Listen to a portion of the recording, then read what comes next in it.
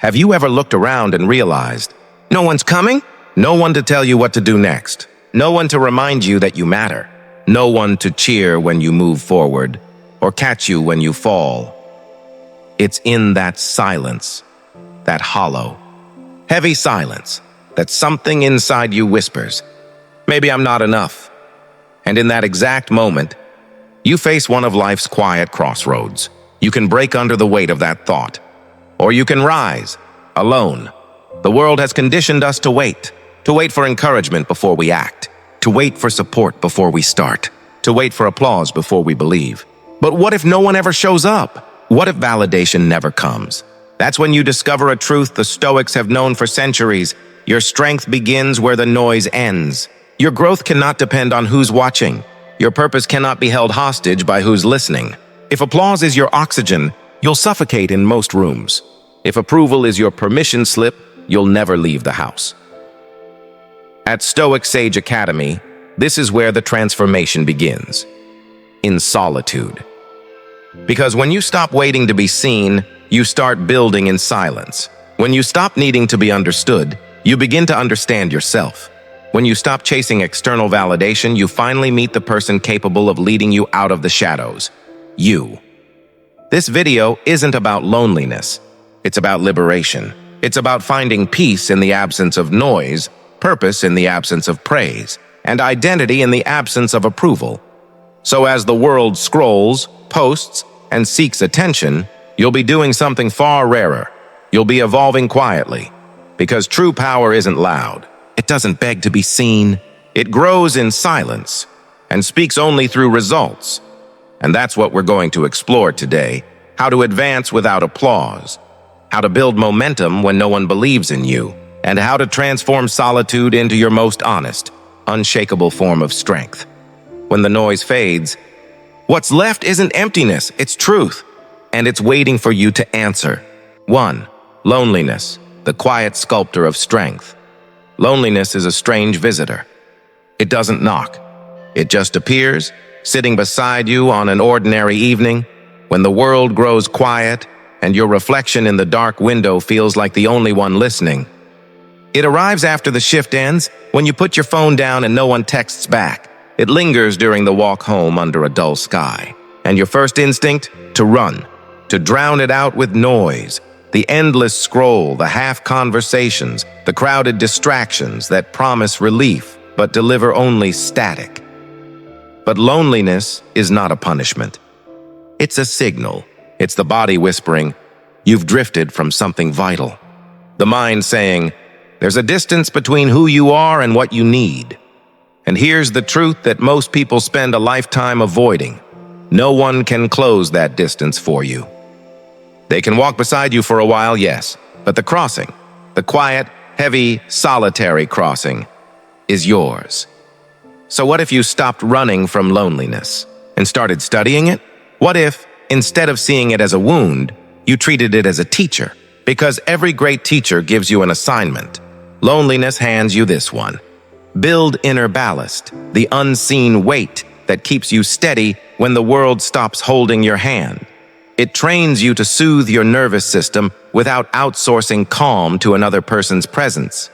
It asks you to sit with your thoughts long enough to separate lies from truth. Lies like, I'm only enough when someone says I am. And truths like, this matters to me even if no one claps.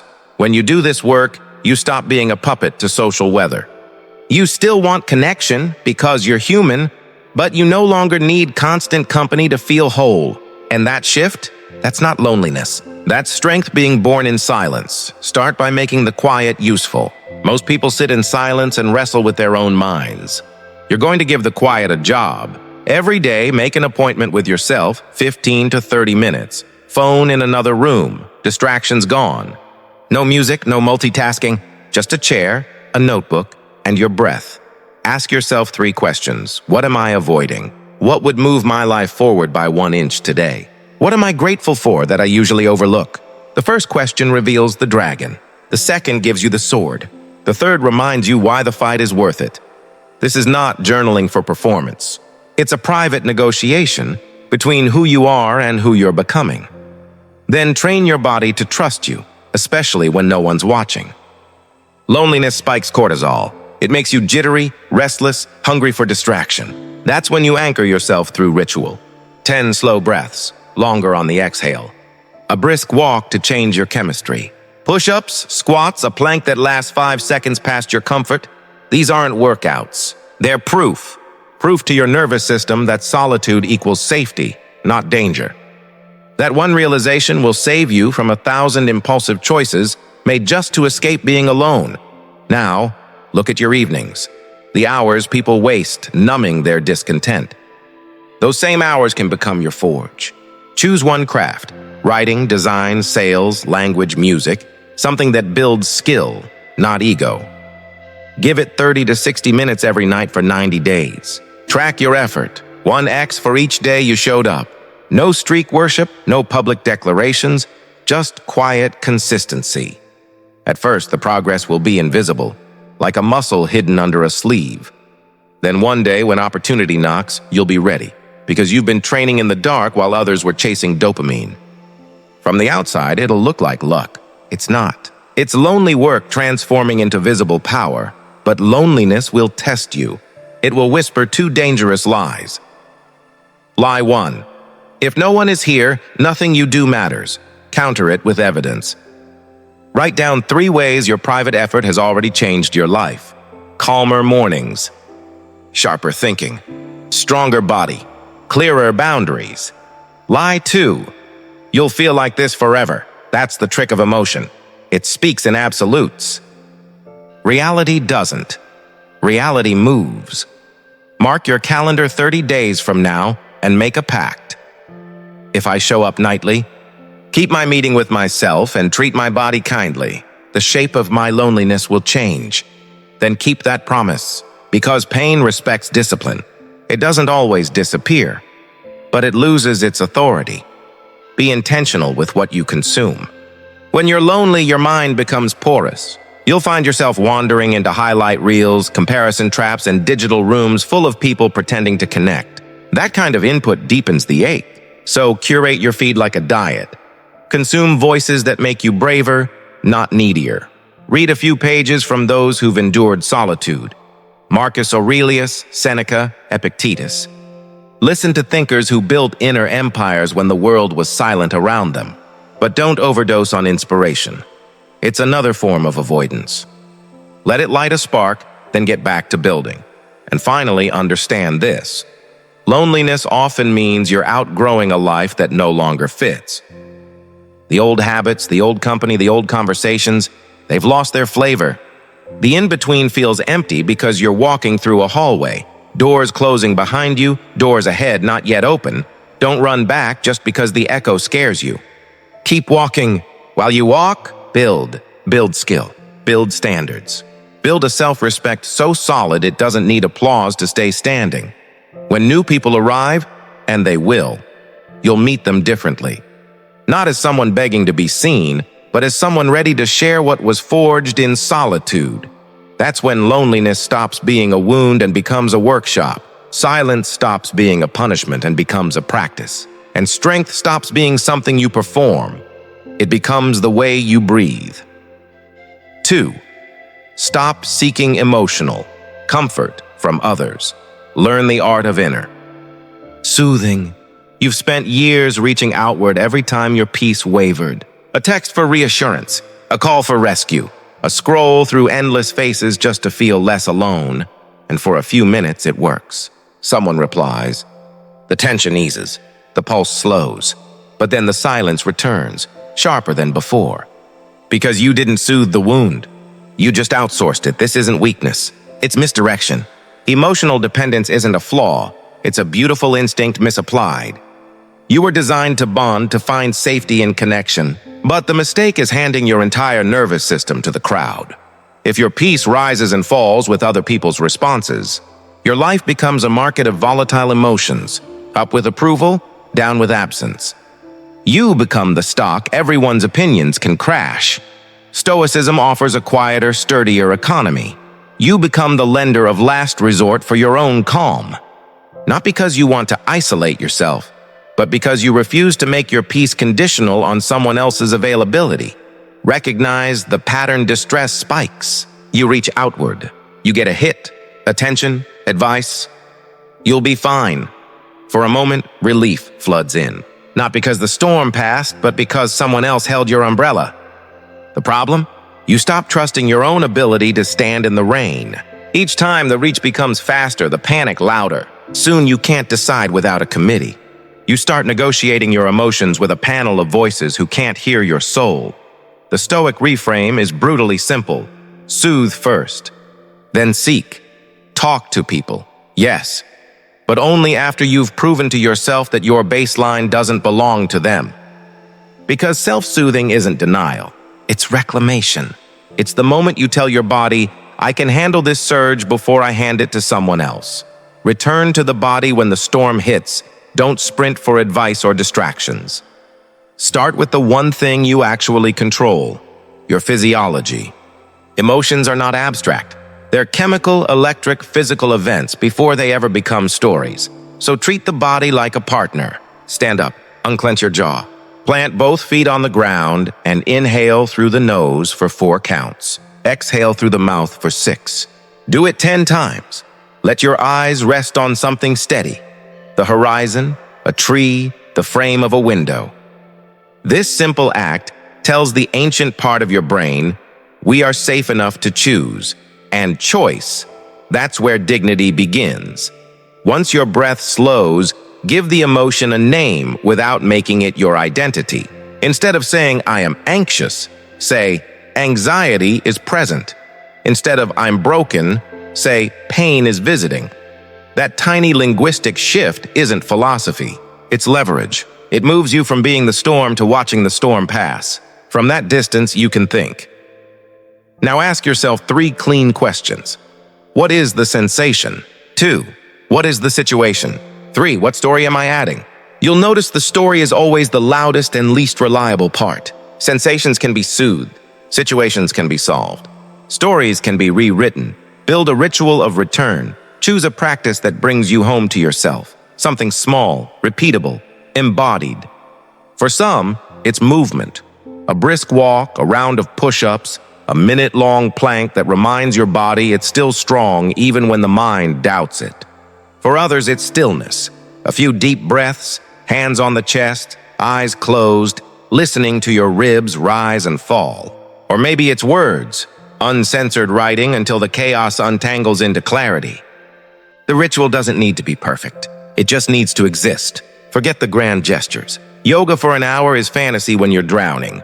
But 10 breaths, 1 paragraph, a walk to the corner and back, that's possible. And practice only works when it's possible. Rewriting the inner voice. Many of us learn to self-soothe through self-attack. We tell ourselves, get over it. You're overreacting. Stop being weak, as if cruelty could produce calm. It can't. It produces compliance, not confidence, obedience, not resilience. The Stoic doesn't silence the inner critic with denial, but with guidance. So change your tone. Be the mentor your younger self needed. Say it out loud if you have to. I can carry this moment. I don't need instant relief. I need a better move. I'm going to be kind to myself and hard on the problem. That's how discipline and compassion stop being opposites and start becoming allies. Rebuild the boundaries of your calm now. Guard the entry points to your peace. If your reflex is to open a chat, build a 15-minute pause before replying. If your instinct is to scroll, give yourself a physical alternative. 10 push-ups, a sip of water, stepping outside to feel the air. You're not rejecting comfort, you're sequencing it. Regulate first, relate second. Because a regulated, you ask for perspective. A dysregulated, you asks to be rescued, and often resents the rescuer later. Reparenting the nervous system, somewhere along the way, you were taught to earn comfort, to perform distress to be noticed, to hide needs to stay likable, to equate strength with silence. Reparenting yourself doesn't require rewriting your childhood. It requires showing up now, consistently, calmly, reliably, for the parts of you that still expect abandonment. Set small, non-negotiable acts of care. A bedtime that anchors you. A morning that begins before your phone. food that steadies instead of spikes, a weekly check-in where you ask, "What did I do this week that made me proud?" Stability is not boring. It's the love language your nervous system understands best. The new way of seeking support, after you've calmed yourself, then reach out. Not from panic, but from presence. Say, "I don't need fixing. I just need 10 minutes of listening." Or, "Can you help me think through two options?" Or simply, "Stay on the line while I face this." Notice how different those connections feel. How much deeper the conversations go when you stop recruiting friends as emotional emergency rooms and start inviting them as partners in growth. People feel the difference. You become lighter to be around, not because you hide your feelings, but because you carry the first half yourself. And that's what emotional independence truly means. It's not about being untouchable. It's about being anchored. So that when no one picks up, you don't fall apart. You breathe, you regulate, and you continue, because your peace is now portable. You can move through the world without waiting for someone else to hand you calm. And that changes everything. 3. Stop complaining. The language of the powerless ego. There's a subtle addiction most people never notice, because it hides behind sincerity. It's called complaining. We dress it up as venting, honesty, processing, but look deeper. Most complaining isn't therapy, it's theater. A performance that begins with truth and ends with self-pity. You tell yourself you're releasing emotion, but really you're rehearsing weakness. Every complaint teaches your nervous system a lie, that life happens to you, not through you. And the ego, the small, fragile one that loves to play the victim, feeds on that lie like oxygen. Complaining feels safe. It shields you from responsibility by whispering that responsibility wouldn't matter anyway. You get to be the narrator of your pain without ever editing the script. You replay injustices, assign villains, and turn your limitations into identity. Not out of malice, out of habit. Because in a culture that rewards outrage with attention, complaining feels like movement. But it isn't. It's noise disguised as momentum. Every complaint costs you something real, agency. And it leaves you with nothing but a slightly better story of why you stayed the same. Ask yourself, after a week of complaints, what actually changed out there or in you? Usually nothing, except maybe your energy, which drains faster than ever. Stoicism doesn't deny pain or unfairness. It just refuses to make them your native language. Marcus Aurelius wrote his frustrations down, not to broadcast, but to transform. He always followed each complaint with a pivot. What is within my power? That single question is the hinge between stagnation and progress. Complaining deletes it. It edits out your options and leaves you describing the weather instead of adjusting your sail. The more you narrate helplessness, the more your system learns to conserve energy, to retreat, to seek comfort over correction. It's a clever trap. Sympathy becomes your substitute for solutions. And while others nod along, your potential slowly rusts. Start small. Notice your micro-complaints, the sighs, the passive lines that leak out of your day. Traffic always ruins my mornings. My boss doesn't get it. Dating is hopeless. The algorithm hates me. Each of these contains a truth and a surrender. Traffic is real, but your reaction is yours. Your boss might be unclear, but your clarity is your job. Dating may be messy, but your boundaries are your compass. Algorithms change, but your consistency doesn't have to. Complaining flattens complexity into fate. Agency brings the levers back, so try a two-step conversion. Convert, then commit. Convert the grievance into a goal. I hate this commute. I'll turn drive time into learning time. My manager's vague. I'll send summaries and request confirmation. No one notices my work. I'll publish one visible result each week. Then commit. Take the first action within 15 minutes. Not someday, now. Because if you don't act, you didn't convert. You just rebranded the complaint. You'll want to resist. But some things really are unjust.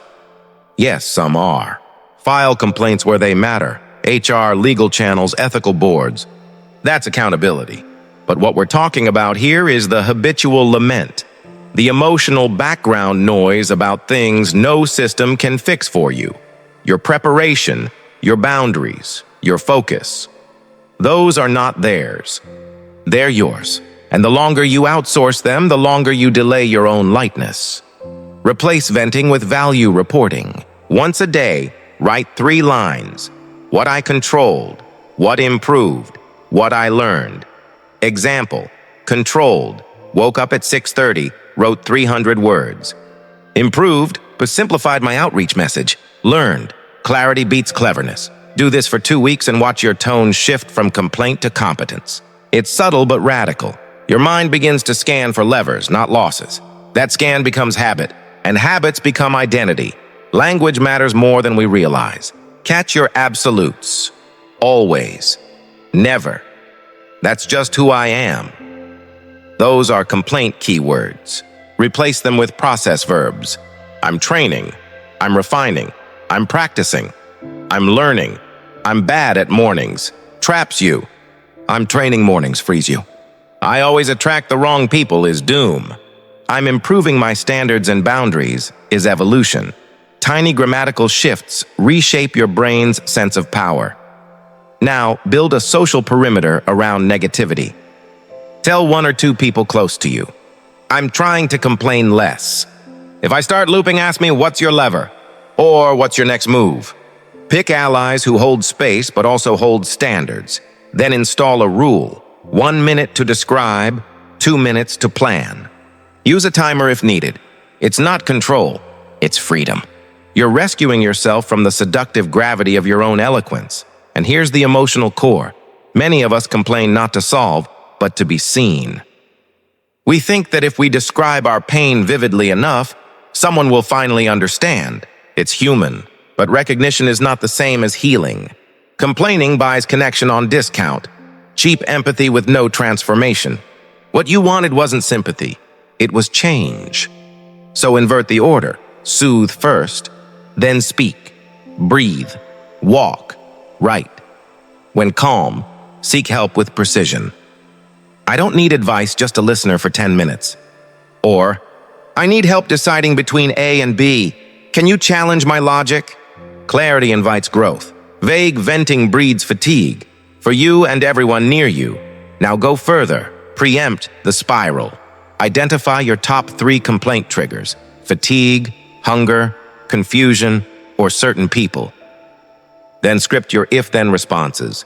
If I'm underslept, I won't make life judgments before 10 a.m. If the brief is vague, I'll ask clarifying questions before assuming incompetence.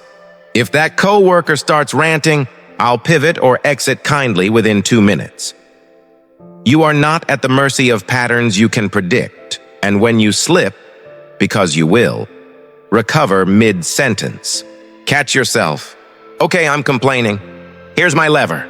Here's my next step. Make that pivot out loud. It retrains your identity in real time. Why does this matter so deeply for someone walking the Stoic path alone? Because complaining offers the illusion of company. It fills silence with sound so you don't have to fill your life with action, but progress is allergic to noise. It feeds only on movement. The farther you walk, the more you'll gravitate toward people who speak in verbs: build, learn, train, ask, refine, rest. Become one of them. Your days will take on a new texture. Less narration, more navigation. Fewer villains, cleaner boundaries. Less why me, more watch me. You don't need to silence your pain to stop complaining. You just need to become precise about power. Keep one line ready for when your inner victim grabs the mic. I honor the feeling, and I choose the lever. Then pull it, even if it's small. Nothing breaks the spell of complaint like evidence that you can still move. 4. Become your own source of validation. If applause is your oxygen, you'll suffocate anywhere silence exists. That's the quiet trap of our age, tying your worth to echoes that fade. We crave the nods, the hearts, the metrics, the small signs that say, you matter. But external validation is a fragile currency. It rises and falls with other people's moods, schedules, and algorithms. And the moment you start living for it, you hand over the keys to your peace. The Stoics warned against this dependency long before social media existed. Because when your worth depends on approval, you begin to shrink your truth to fit other people's comfort. You stop creating and start performing. You stop growing and start auditioning for love that was never yours to control. Here's the truth. When you build your identity on applause, you build it on sand. When you build it on your standards, you build it on stone. So begin with an audit, a brutally honest one. Ask yourself, where does my self-respect come from right now? Is it the likes, the messages, the compliments, the promotions, the reassurance from a partner or a parent? Be specific. Then ask the harder question. Which of these do I truly control every single day? The Stoic answer will hurt, but it will free you. Only your inputs are yours, not outcomes, not reactions, not applause. You can repeat effort. You can repeat integrity. You can repeat alignment. That's it. True validation must come from the process, not the performance. It's earned by what you keep doing when no one is watching and still doing it well. Start by building what I call your internal scoreboard. Not a fantasy vision board filled with future dreams, but a ledger of daily proof.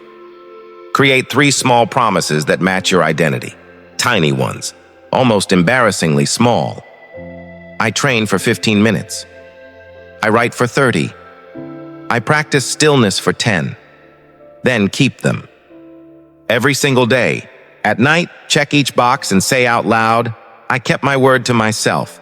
Say it slowly. Let it land, because for years you've said the opposite, and your nervous system believed it.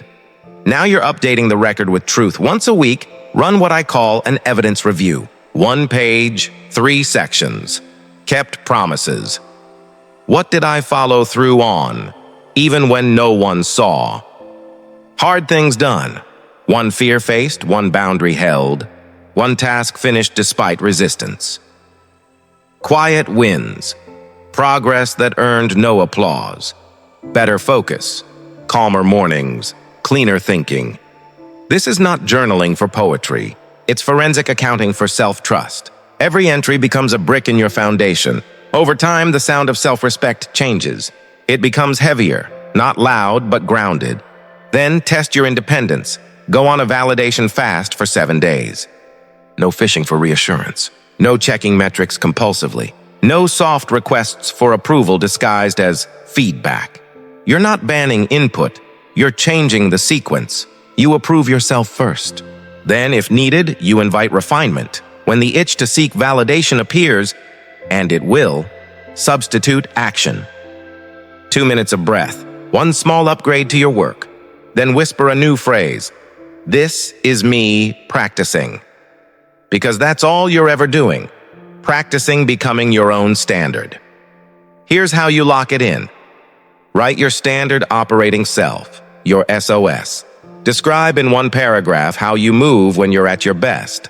Calm, clear, consistent, courageous. Write in verbs, not adjectives. I say the hard thing once clearly. I protect my focus block. I train even when uninspired. I ask directly instead of hinting. Post it where you see it daily. Your new question isn't, do they like me? It's, did I move like my SOS? If yes, you've earned validation. If no, you adjust.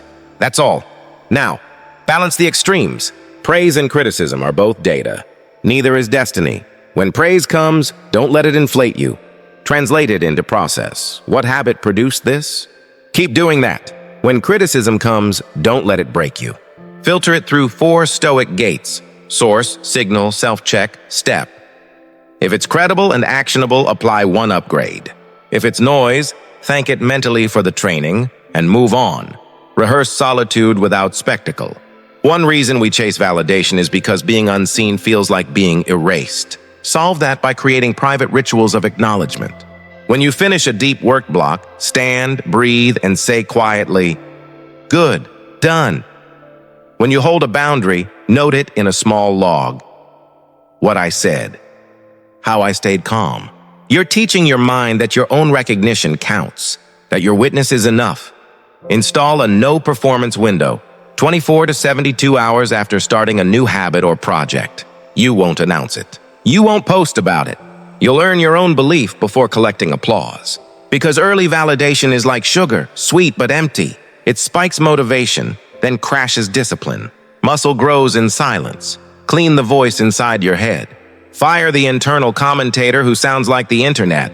sarcastic, performative, cruel. Hire a calm coach instead. At day's end, let that coach ask just 2 questions. Where did you honor your standard? What's the smallest tweak for tomorrow? That's it. No verdicts, no drama. Just process. Your nervous system will start trusting you again because you've stopped bullying it. Now, create your bill of self-respect. 5 lines to live by. No matter who's watching. I do not negotiate my standards for belonging. I do not explain my boundaries in essays. I measure my days by actions. I control.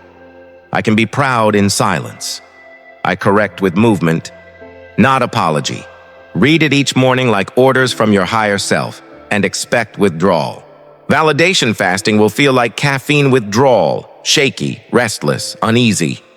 The urge to check, to ask, to perform will hit hard. Don't moralize it. Just breathe. It's not weakness. It's detox. Soon something extraordinary happens. Your focus returns. The work deepens. The highs level out because they're built on consistency, not reaction. And when external validation does appear, it lands on solid ground. You can appreciate it without kneeling before it. Dependency makes you timid. Appreciation makes you generous. Then comes the advanced move. Build a tiny inner council. 3 names, living or dead, whose standards you respect. When you finish something important, ask, would they sign their initials to this attempt? If yes, you approve. If not, upgrade 1 small detail and try again. This protects you from both arrogance and insecurity. Finally, tie your validation to virtue. The most enduring pride doesn't come from being impressive. It comes from being aligned. Did you tell the truth? Did you keep your word? Did you move despite fear? Did you give more than you promised? That's the ledger you sleep on. Because one day, the crowd will forget you, and the room will go silent. But you'll still have to face yourself. And when you can look in, that mirror without negotiation. Not saying, I am the best, but I am becoming someone I can rely on. That's the purest validation there is. So carry this line into your week. I approve effort that aligns with my standard. Say it after small wins, not just big ones. Because the sound you should crave isn't applause. It's the quiet click of a promise kept. That click is what keeps you moving when no one else is watching. Because you were there. 5. Rise quickly, transmute failure into fire. Failure is not a final chapter. It's a forge. But most people treat it like a public scar. Visible, shame-colored, permanent. They freeze. They narrate their fall so many times it becomes autobiography. But the real difference between those who rise alone and those who stall isn't luck, talent, or fate. It's recovery speed. How fast can you convert sting into structure? How quickly can you turn embarrassment into evidence and evidence into evolution? The goal was never fall. The goal is simple. Shorten the floor time. When no one's around to lift you, you must become the one who rises, calmly, repeatedly, without spectacle. Reframe. Failure is feedback. In an unpleasant tone, failure is data-wearing disappointment's disguise. It isn't personal. It's diagnostic. That pitch that landed flat? It wasn't your identity. It was a message market mismatch. That ignored proposal? Timing, framing, or tone were off. That launch that flopped? Your clarity or positioning missed the mark. Pain delivers the data loudly because we weren't listening quietly. So strip the emotion. Take the data. Your job is not to dramatize the fall. It's to extract the instruction. Move from narratives to numbers. Narrative. Maybe I'm not cut out for this. Numbers. Open rate 14%.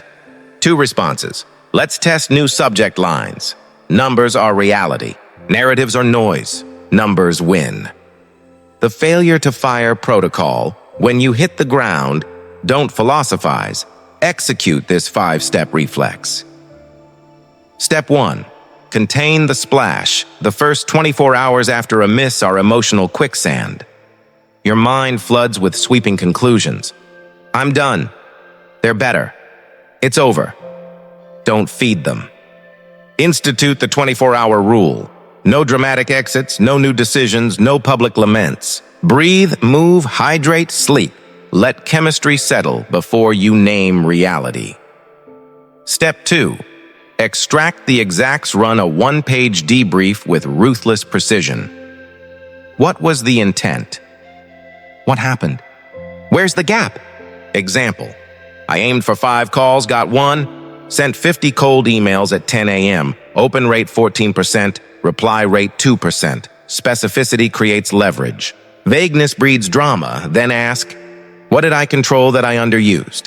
It hurts, but that question hands you power. Step 3. Isolate the skill. Every failure hides a missing skill. Name it. Persuasion, timing, endurance, empathy, boundary. Once you name it, you can train it. And the moment training begins, shame dissolves, because shame hates process. Step 4. Schedule a tiny rematch. Within 48 hours, do a controlled reattempt. Small enough to complete, different enough to learn. If your pitch flopped, test a 30-second version. If your post died, write a tighter one-liner. If your conversation derailed, practice that sentence again in safer terrain. You're not chasing revenge. You're restoring rhythm. Step 5. Bank the burn. The emotional heat after failure is currency. If you don't spend it, it rots. Direct it into deliberate reps. For 7 mornings, open with the skill drill before anything else.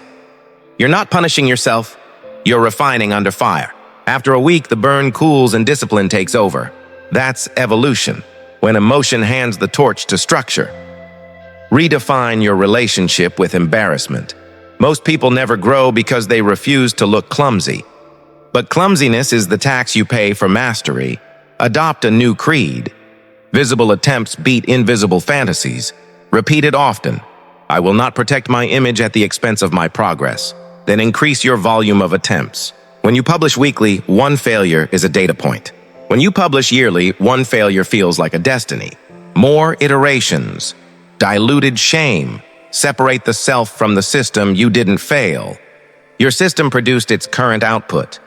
Systems create results. Change the inputs, the sequence, or the environment, and the output changes. Detach identity from outcomes. Update the system, not your self-worth. Practice emotional alchemy. When failure stings, don't spiral. Transmute. Label the feeling without storytelling. Shame wave. Anger spark. Fear buzz. Then count down from 5. In that window, change your body state. Cold water on wrists, 3 deep physiological sighs, or a short walk outside. Then take 1 competence action immediately. Send the email, open the doc, review the data. You're teaching your nervous system that action follows pain, not paralysis. Over time, the distance between pain and progress collapses. That collapse is your competitive edge. Normalize loss with a failure. Ledger. Keep a public or private spreadsheet of failure. 1 row per attempt. Date, experiment, result, lesson. Next, test review it weekly. Don't glorify the miss. Honor the iteration. A ledger like this immunizes you against perfectionism. The story of mastery is written in the margins of correction. Protect your post-failure environment. After you fall, your environment decides whether you rebuild or rot. Avoid low-quality input. Don't scroll for pity. Don't crowdsource diagnosis. Curate 3 sources only: 1 mentor, 1 peer, 1 page of notes. Ask them clear questions. What would have increased clarity? Where did my signal weaken? Then stop. Too much feedback is noise disguised as help. Carry 1 personal law. Never let a bad day take 2. If Tuesday collapses, win a small, boring Wednesday. Restore warmth toward yourself. Self-disgust slows recovery. Warm accountability accelerates it. The fastest. Learner isn't the one who shouts at their reflection. It's the one who observes without cruelty. Replace. I blew it with I met my edge. Replace. Everyone saw me fail with I practiced in public. Kindness isn't softness. It's efficiency. Cruelty wastes energy. Warmth recycles it. Failure, in truth, is a time-compressed education. Every miss is a report card written in discomfort. You read it, extract the data, rewrite the system, and re-enter the arena. The goal isn't to avoid the floor. It's to make standing up a reflex. Contain, extract, isolate, rematch, bank. Again and again, you are not building perfection. You are building speed of recovery. And when recovery becomes automatic, fear loses its power. 6. Act without relying on inspiration. The quiet power of will. Inspiration is a beautiful guest with terrible manners. It storms in with fireworks, fills the room with energy, makes you believe you've finally figured life out, and then, just when you need it most, it slips out the back door. If your actions depend on whether that guest decides to show up, you don't have a life. You have a hostage situation.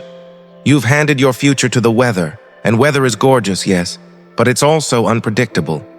Stoicism teaches us to build a life that functions even when the sky is gray, to trade the volatility of emotion for the steadiness of will, not the will that clenches its teeth and marches through pain out of pride, but the calm, consistent kind, the one that simply whispers, "I will act because it is right to act." We already practice this in the small things. You don't wait to feel inspired before brushing your teeth. You don't need motivation to shower or to lock your door before you leave. You do it because it must be done. That same ordinariness, that quiet sense of duty, is the essence of Stoic discipline.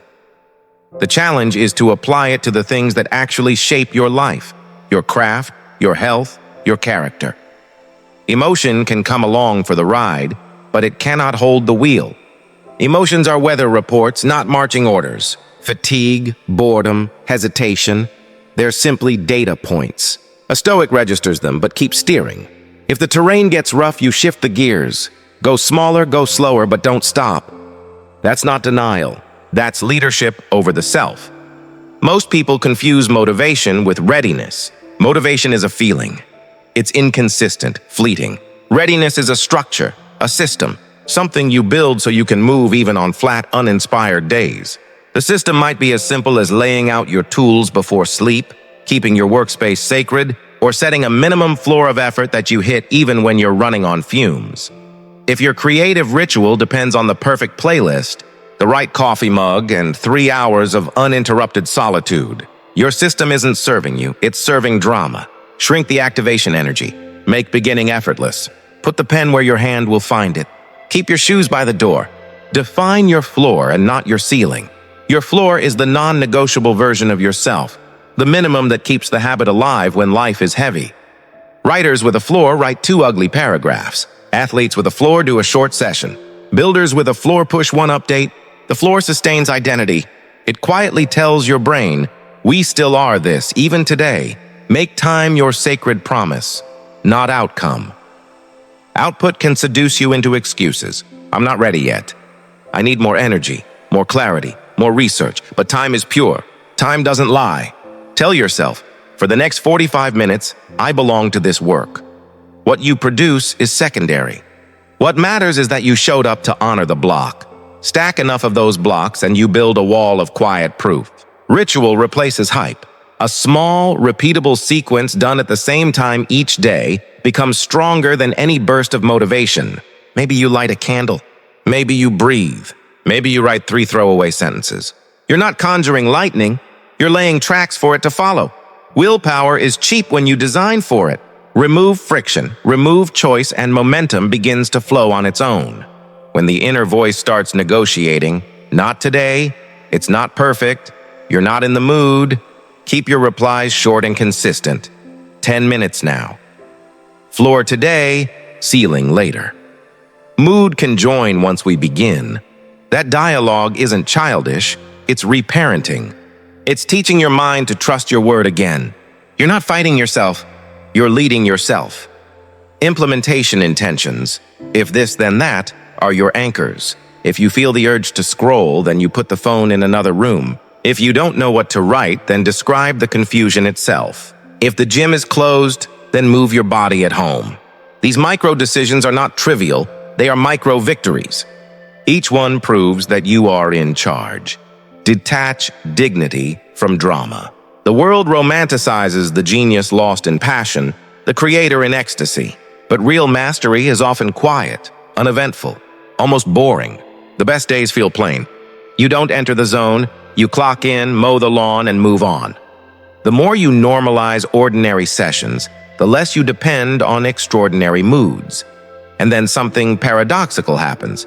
When you stop chasing magic, magic visits more often. Consistency becomes the invitation. Momentum starts to self-feed. You stop waiting for a spark because you've learned how to make your own weather. Train attention like a muscle. Start with small, clean sets. 15 minutes of deep focus, 5 minutes of rest. The power isn't in the duration. It's in the return. Your mind will wander. It's supposed to. Each time you bring it back, you strengthen will over drift. Over time, those returns add up to unshakable presence. On the hard days, the ones where even showing up feels absurd, shift your pride. Don't chase the thrill of achievement. Chase the integrity of continuity. Put an X on the calendar for every day you honor your floor. Don't let 2 blanks appear in a row. 1 miss is human. 2 misses start a story. Guard the first hour of your day as if it were sacred ground.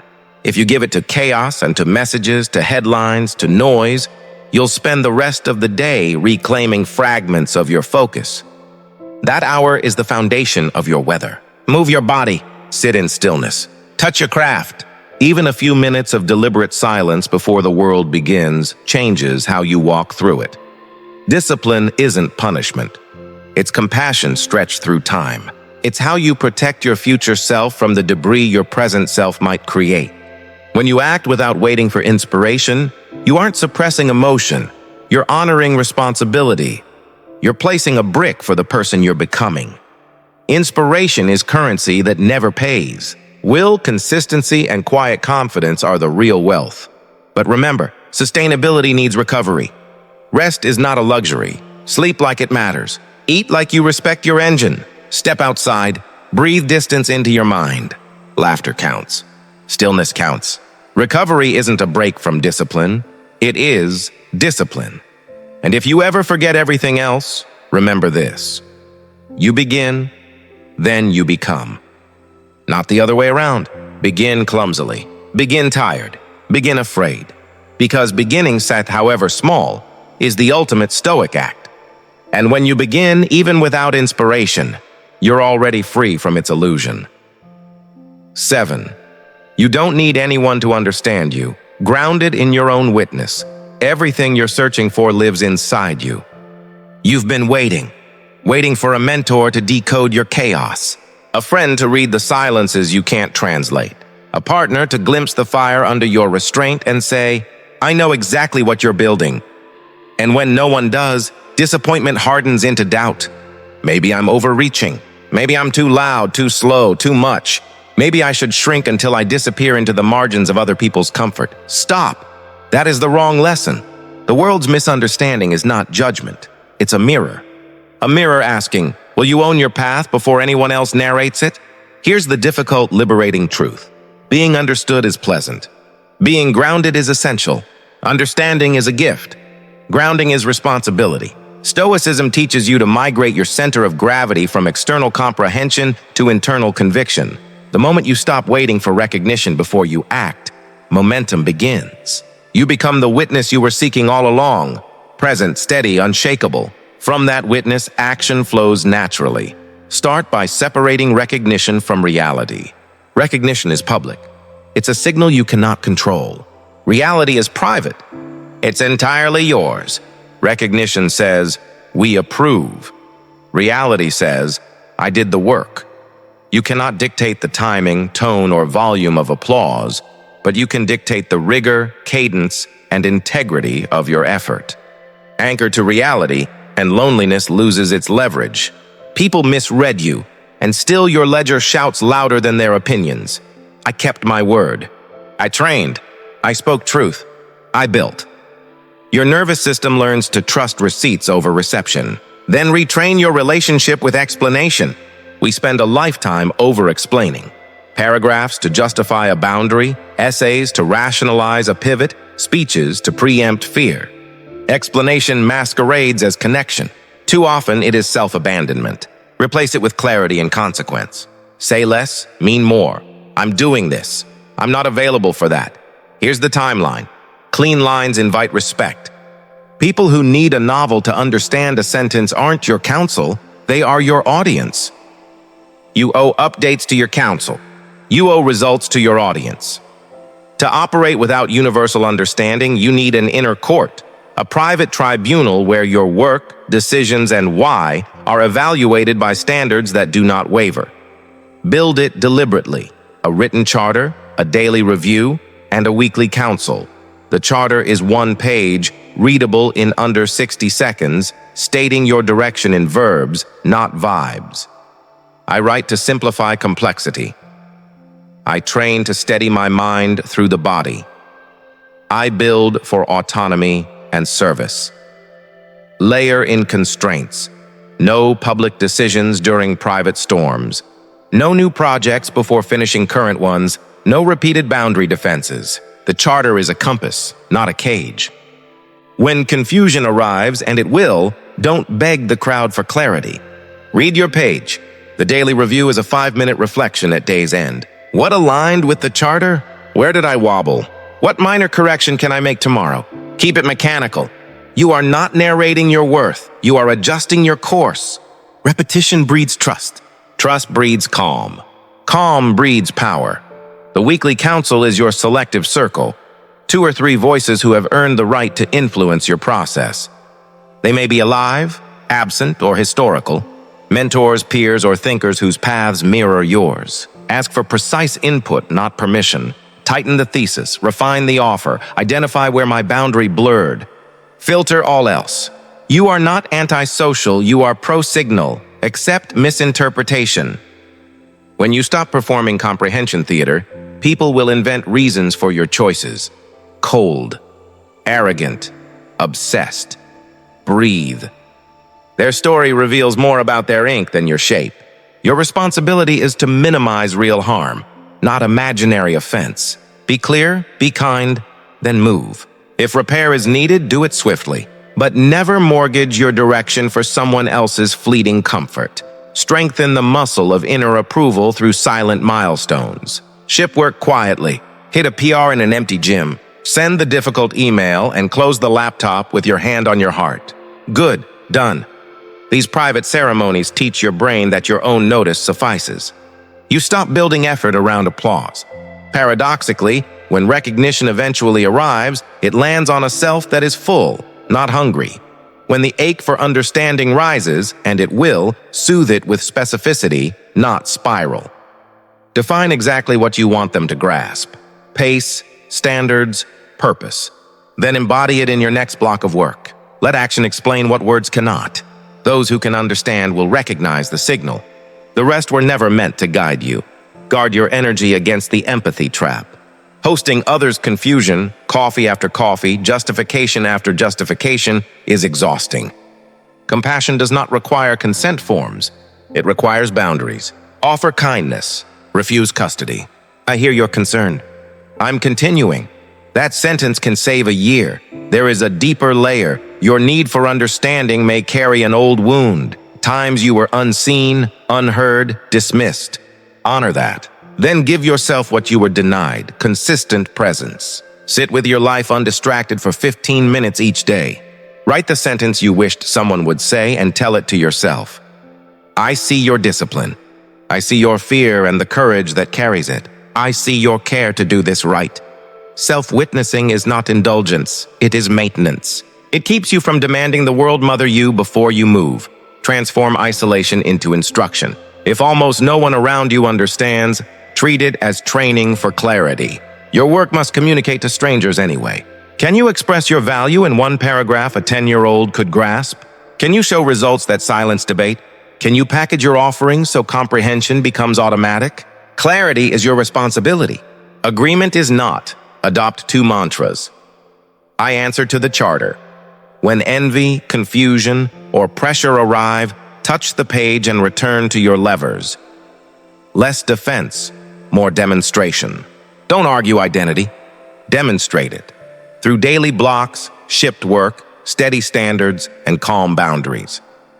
Demonstration casts the only vote that matters, the one you give yourself. Expect a lag between building and being believed. That lag is not failure, it is gestation. Seeds do not explain themselves to soil. They go dark, turn pressure into growth, and bloom on their own timetable. You may do the same. When the bloom appears, some will claim they always knew. Smile. You know who walked with you while the map was inked in private. Thank them. Keep moving.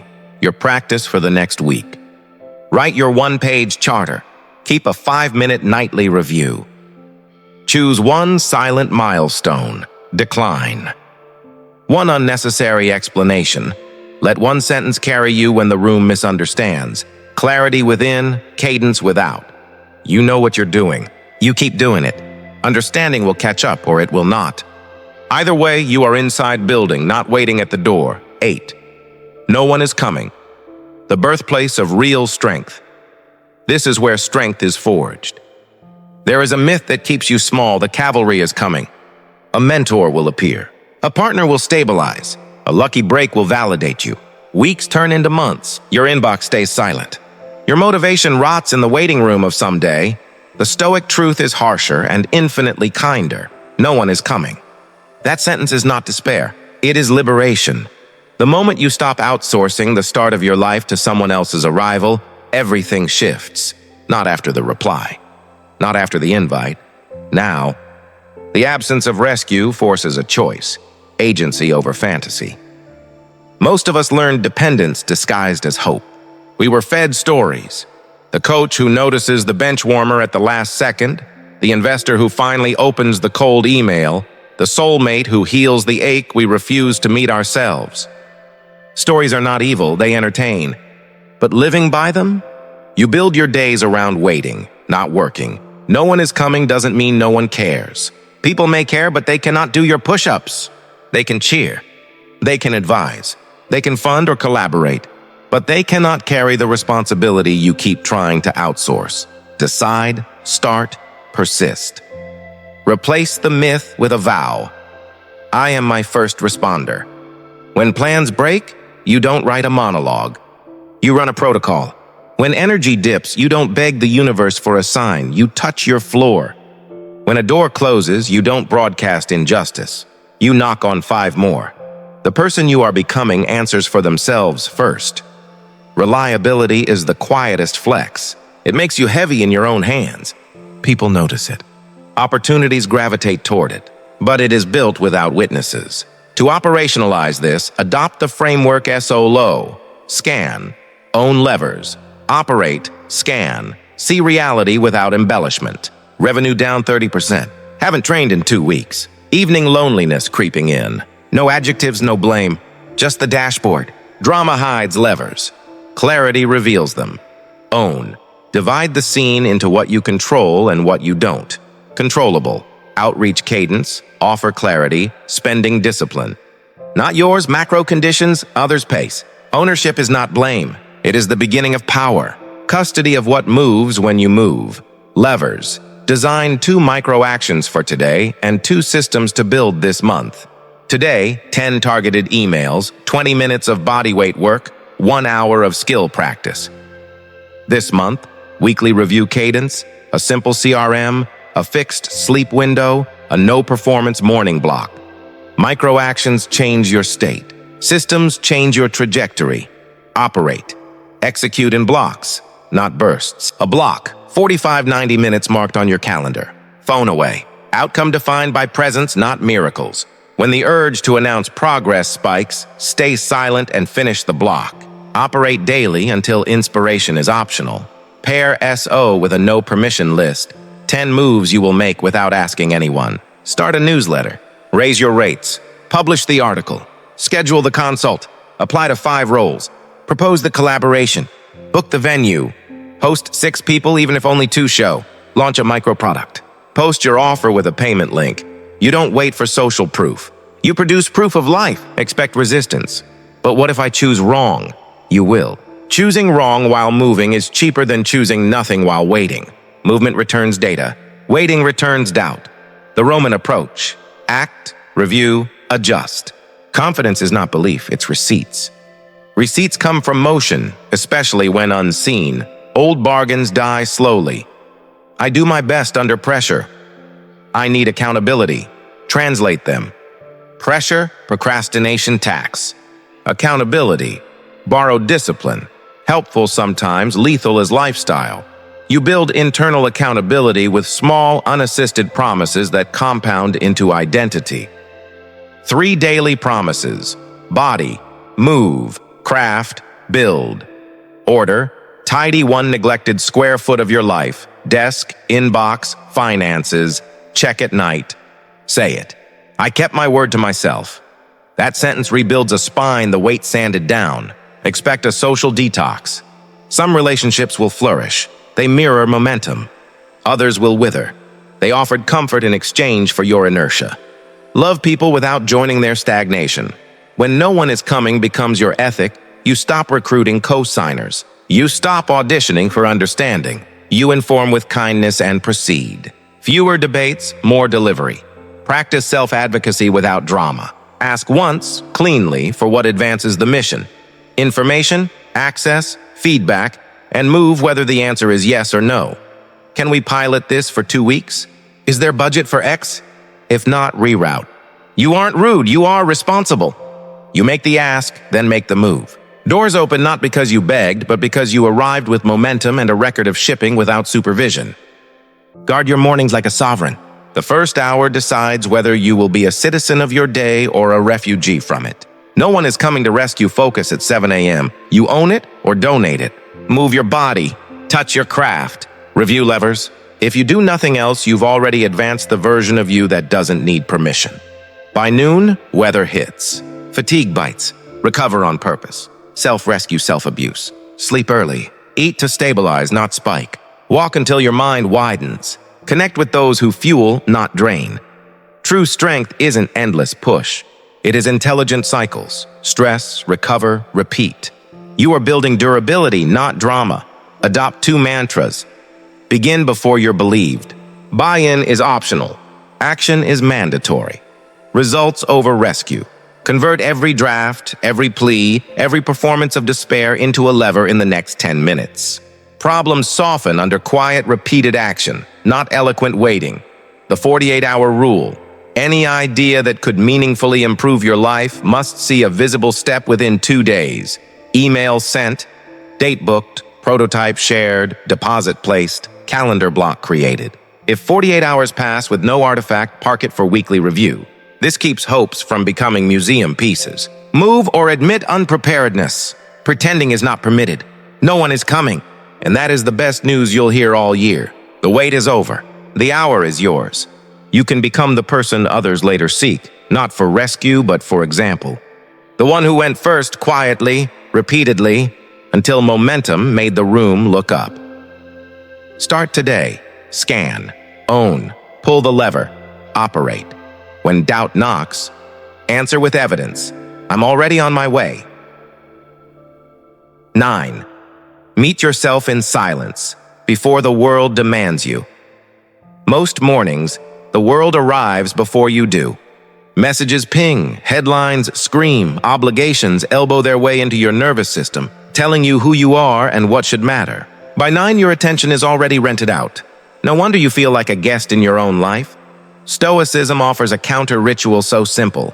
It borders on audacious in modern chaos. Meet yourself first. Before answering anyone else, answer to yourself. Not as indulgence, but as governance. Silence is not absence. It is the chamber where you swear to live deliberately. Silence has a job description. Calibrate your compass.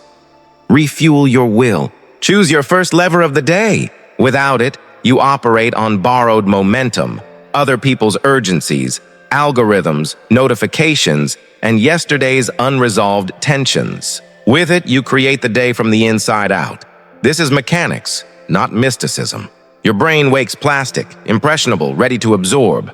If the first imprint is noise, you spend the day reacting.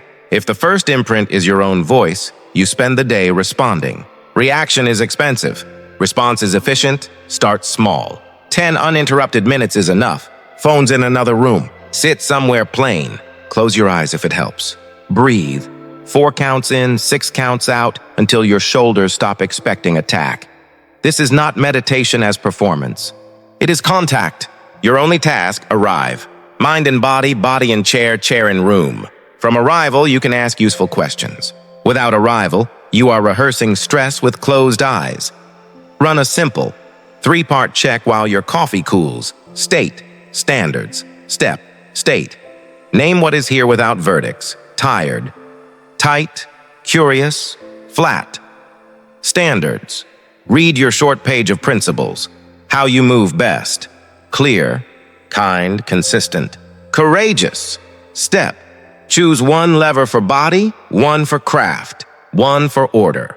Body, 20-minute brisk walk.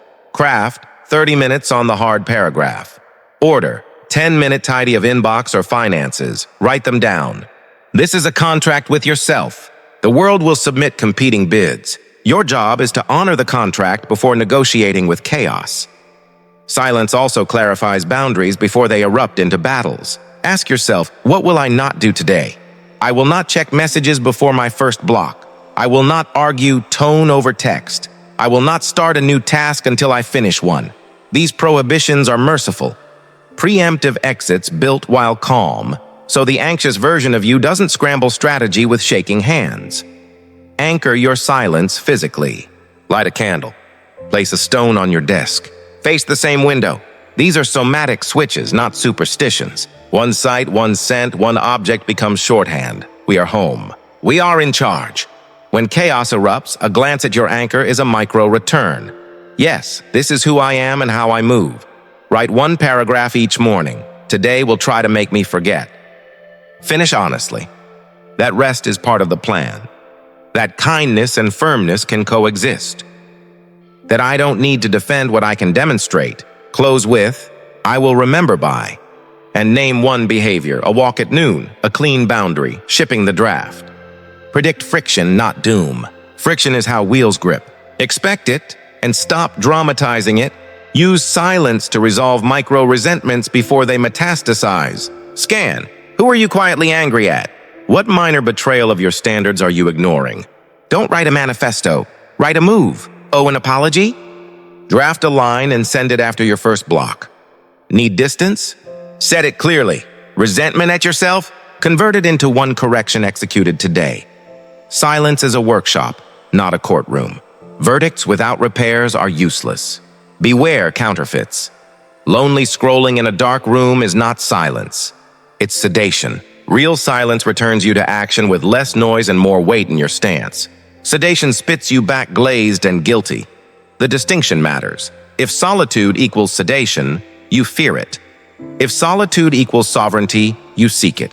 Midday, take 2 minutes to recalibrate. Step outside. Identify 3 distant sounds, then 3 close ones. Ask, what's real? What matters? What's next? Reality cuts drama. Importance restores proportion. Next moves your feet. 2 minutes anywhere, sink, stairwell, hallway. Days static decreases. Not by shouting back, but by practicing returns. Attention is a boomerang. Throw it intentionally. Evenings deserve closure, too. 3 lines are enough. What did I keep? What did I learn? What will I improve tomorrow? Then stop. Lay the day down like a weight you won't carry to bed. Sleep is strategy. Tomorrow's silence starts tonight. A fried brain flees. A rested brain governs itself. But my life is loud. Kids, calls, crises. Even more reason to carve thin, inviolable slices. 10 minutes is not a monastery. It is 10 minutes. Resistance isn't logistical. It's existential. Silence removes excuses and affirms authorship. When you meet yourself first, you can no longer blame the world for your stance. Accountability stings. It also frees. The person who governs the first 10 minutes tends to govern 10 hours. Practical scaffolding for the next week. Alarm. Meet yourself first. Phone across the room. Sit, breathe, run, state standard step. Choose one lever for body, craft, order. Write the "Today will try to make me forget" line. Touch your anchor. Begin your first block before opening the gates. Midday, 2-minute recalibration. Night, 3-line close. No poetry required, just repetition. You will not become invulnerable. You will become available to your own life. The room will still roar, but you won't play every note. You'll pick your melody early and return to it often. And when no one is there, and some days, no one will be, you will have met the only person who can carry you through the hours, the self you greeted in the quiet, before the world had its say. 10. Discipline in the dark seasons builds unshakable character. Everyone loves the montage, the golden sunlight, the easy wins, friends cheering from the sidelines. Life on screen looks effortless, but reality is mostly winter. Long stretches where the clock ticks but nothing seems to move. Emails go unanswered. Energy feels flat if it shows up at all. The mirror asks more questions than it answers. These are the dark seasons. After the breakup, after the layoff, after the first burst of novelty fades and your project is suddenly just work. Most people treat these times as holding patterns, months to wait, complain, or rearrange the furniture of excuses. Stoicism treats them differently, as the gym where character grows heavy. What you do when no one watches becomes what everyone admires when they eventually do. Step 1. Name the season without drama. This is a building winter. Language is posture. Call it failure and your nervous system seeks exits. Call it training and it looks for weights. The difference is subtle but decisive. You are not stuck. You are strengthening. Step 2. Replace mood with method. Emotional weather in dark seasons is fog and drizzle. Waiting for sunshine to train wastes months. Build a method that begins without asking how you feel. Your spine is 3 blocks a day. Body. Craft, order. Body, 20-40 minutes of movement. Enough to sweat. Enough to tell your brain, you act. Craft. 90 minutes on the task that moves your mission. Write, code, design, study, phone away, timer on. Order. Restore 1 square foot of life. Finances, inbox, room, gear. These blocks are not glamorous. They are ballast. When the boat rocks, ballast keeps it upright. Step 3. Lower the ceiling. Harden the floor. Your best days may be temporarily out of reach. That's fine. Shrink ambition. Make your minimum non-negotiable. The floor protects identity. 2 ugly paragraphs, 1 client touch point, a walk in the cold, dishes cleared before bed. The ceiling belongs to spring. The floor belongs to you every day of the year. Step 4. Measure what compounds. Dark seasons love vanity metrics, likes, views, external validation, which vanish when learning is highest. Track quiet inputs, hours of deep work, pages drafted, reps completed, sleep before midnight, days honoring morning vows. Build a wall of X's. Doubt knocks? Show the wall! Confidence is evidence, not mantras. Step 5. Design a recovery loop. Grit without recovery is slow self-harm. Fuel your system in small, consistent ways. Lights out by 11, whole food on hand, 1 outdoor walk even in rain, 1 conversation weekly with someone who doesn't require auditioning for care. Protect these like work blocks. Dark seasons tax your system. Don't drain your last reserves pretending to be a machine. Step 6. Pick a hard thing and get quietly good at it. Not for accolades, but for depth. Heavy deadlifts with clean form. Clean, readable code. 5 minutes of extemporaneous speaking daily. Language practice with 0 skips. Hard things don't flatter. They introduce you to the edge, then reveal a clearer version of you. Density builds silently. People sense it before they hear your story. Your presence thickens. Words shorten, decisions sharpen. That is winter's gift. Step 7. Make friends with boring. Boredom isn't the enemy. It signals that the show in your head is off and the work in your hands is on. The internet trained you for novelty per minute.